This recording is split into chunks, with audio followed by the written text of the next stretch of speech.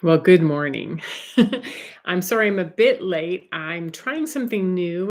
I'll tell you all about it as we go along, but thank you for joining me. And wow, what's going on with April? It's been like the biggest month of the year so far, the last year, the decade. It's just been huge. So, what I want to do is sort of walk you through what how am I going to say this? I want to walk you through what I've noticed, what I've been talking about with my colleagues, friends, fellow mystics, whatever, right? And then talk about what I'm doing new and invite you to come try something that I'm trying, and let's just explore it and see if it works. Okay. Okay. So first and foremost, April was huge. It was absolutely huge, and it had these series of events. And I was looking to print something off for you, and what ended up happening was this. The only way I can describe it is that the printer malfunctioned, and it was really hard. So I've got this chart here that I can show you on my phone, and we'll walk through it. Apologies, this is as good as it gets right now. I will post this in my social media so you'll have it. So what we're doing is we're approaching the end of April. We have a whole lot of new energy, and we've had some events that we've gone through, right?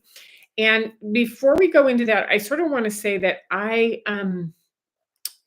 you've been watching me. You've been letting me guide you through the solar flares and through everything that's been going on, right? And this kind of gathering information and looking for new things started in 2005 when I wanted to become a coach and apply it towards, like, what's going on with these kids? What's going on in the family system? What's going on? That's really what I've been doing. And I've noticed that the term coach, or the idea of coaching, has sort of become, through this entire April, an old paradigm, something that doesn't fit. Yet I'm not really sure what the new term is. And because there's a lot of people using the word coach, it's been layered, it's been polluted. And I'm going, so what else is there? And what I went to always is that um, I collect pieces of wisdom, right? And I turn them into information. And when I first heard that in 2011, I was like, I don't know about that information word. I like the idea that I collect pieces of wisdom. However, what I've now embraced is that more than anything, I provide information because I'm an observer. I'm a kick ass observer, as we talked about it. I'm a clairvoyant. When I look around, I see things. I see things that are beyond the normal lens, and I see the patterns, and I see the patterns unfolding, right? I'm a clear cognizant, which means that I have information drop in that I'm not sure where I know it. I can't point it out in a book. Sometimes I'll even post some new ideas, some new concepts that I've come across, and went, wow, this is really excellent. And there's no documentation for whether it's true or not. So then that claircognizant is like, but what if it is? And let's start to explore that, right? And I'm also clairsentient, which means that I'm going to feel things in my body. My body's going to tell me yes or no. I'm going to be able to experience it in my field.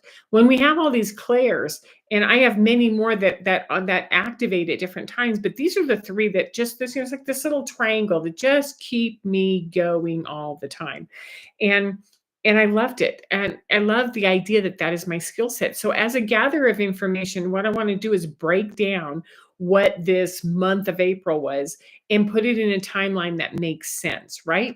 So, because it was a doozy.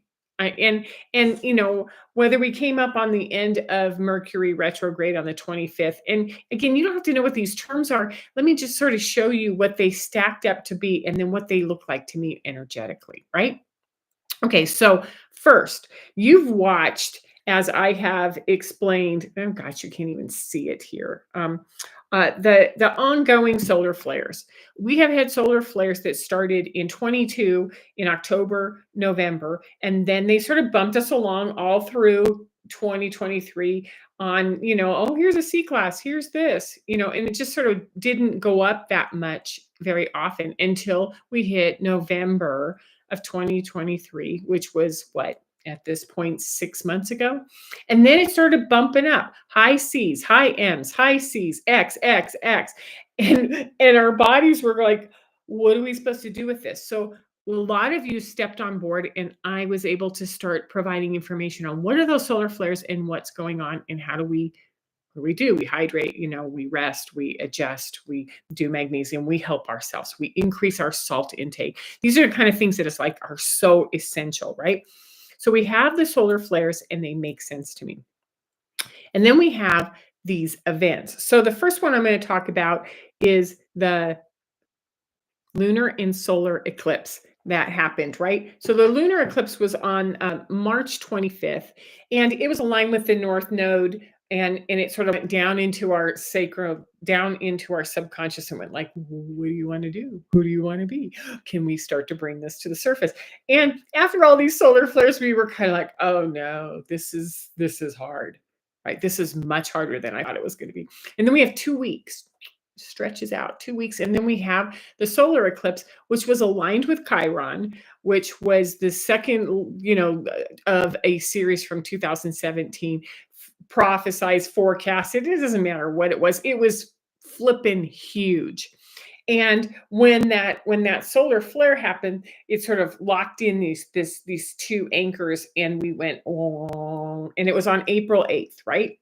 So April 8th, we sort of went, and then that just happened. And I can't really explain what happened in the eclipse other than something was unfolding within me, right? Because Chiron was affected, because all the planets were stacked over in one corner up in the zodiac sign while all of this was happening. Now, again, we don't have to know who they are, what they were, just that they were all gathered, and they were watching, and they were putting all their energy into it. I was like, oh no. And then if we have the solar flare on the 8th of April, then we have, and I have this cute little, and again, you'll see it. It's the Jupiter Uranus conjunction, right? The Jupiter Uranus conjunction. So Jupiter, we talked about this in a previous video, is the expander, and Uranus is like the mind. And so what started to happen is that we had our minds sort of blown open. This comes from the Sacred Rebels. Like there was some information coming in here during that Jupiter Uranus, and we went, there's a lot more access to information. I like to say that our brain was sort of given some new information. It was expanded, whether it comes through the brain or it comes through the pineal gland. These are from the light seers. This is just sort of showing you that something happened with our head, and it expanded phenomenally, right? So the eclipses did this to us. They both provided the breakthrough, like, boom, we have information that I didn't know was possible. And then this tower, like, boom, boom, boom, rocking us, showing us something that was going on. And I put this one in because at this point, by the time we hit Jupiter, Uranus, we were like, what else do we have to do? Oh, please. This is getting really intense, right? Because something really beautiful is coming up out of us, right? Now, if you have been experiencing some of these, which is like your mind is exploding and falling apart, it's maybe just changing. Maybe the patterns of how we processed information was just blown apart with this conjunction. And the other one is that we're just starting to see how exhausting pushing around the mental mechanisms of the world is at all times.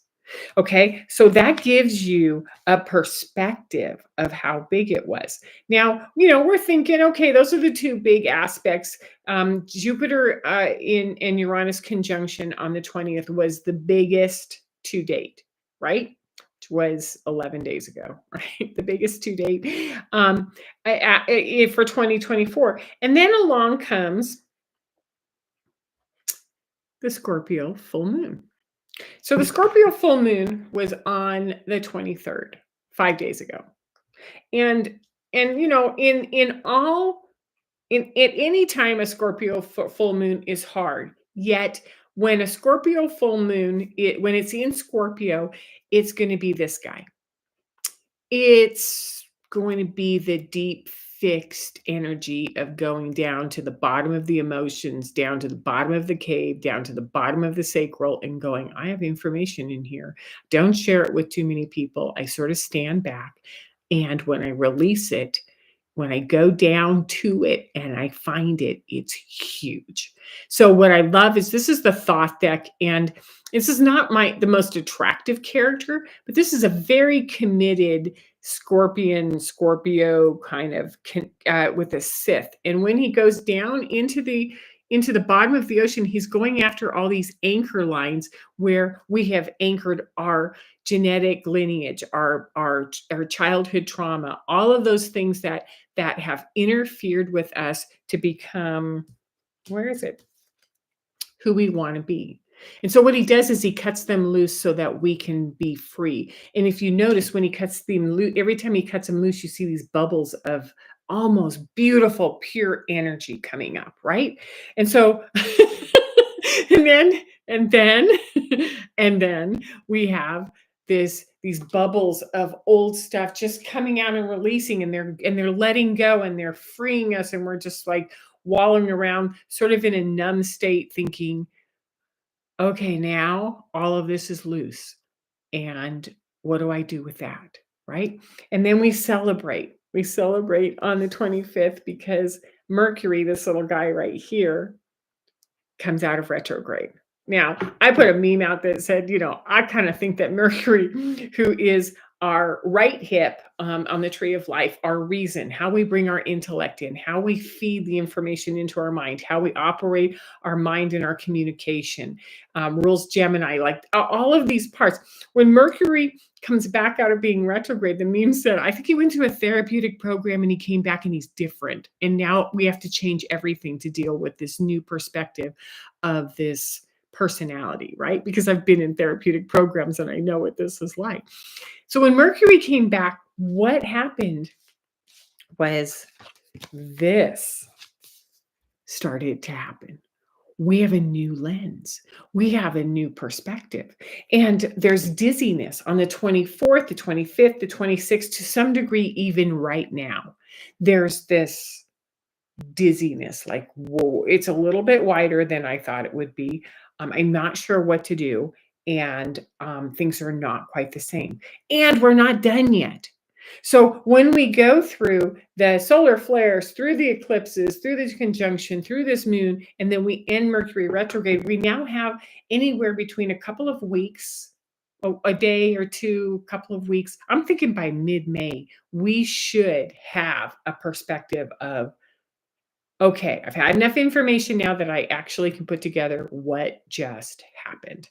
So just be gentle, right? We're at that point where it's really important to ignore all of the chaos that's going on in the elections, in the global events, in the news of what's happening in this town, what's happening in that town, what's falling apart, because internally we're just trying to balance this out. Right? And what we need is a different visual for ourselves, not chaotic news, not drama, not problems, right? So what I'm going to do differently that I wanted to present to you is that I'm going to bring this to a close with the tip of with an invitation to be kind, to be patient with yourself, to be really gentle with yourself and with others, because we're all just trying to figure out what this new perspective is, because this is where I'm going to leave it. There's a line that was drawn down between the solar from the X's and the solar flares in early March down through the eclipse, through the conjunction, and through Mercury. And I think we're on the other side of something, of another other side of living. I think that whatever happened over here is now in the past, and we are in this new territory. And this new territory means that we want to empower our observer, and we want to notice what's going on, and we want to start to bring all of this together. So that's where I'm going to leave you for today, because the process of stepping back from, I don't know, day-to-day coaching and wondering, like, who wants guidance on all of this, and how can I help you? um, seems to be falling flat. So what I thought I would do was start an extended video where I dig in with my coaching tools on what are the tips that we can do. And I do them a lot deeper than I do on this regular video. And then I decided to start pulling 3 cards and going like, what do you want us to know right now? Because I'm a really good 3-card tarot reader. I'm a good tarot reader, but 3 cards for whatever reason just brings this whole perspective right into play. So there's a link down below. You can go over for the extended. There's a small fee associated with it. And if you all would move over to do that and watch that, then that provides it supports me, it supports you, and we kind of grow together. So I'm asking you to just go head on over to Vimeo right now because I'm 45 minutes late doing this video. It's still downloading. So if it isn't there yet, give it a chance. I'm still putting all of this together because what comes first, the tips and the reading and then the live, or are they both live, or how do you do this? So be patient with me. I'm changing like all of us are, and I'm so glad you're here. Please like, share, pass this around, and I'll see you over at Vimeo. Thanks. Take care.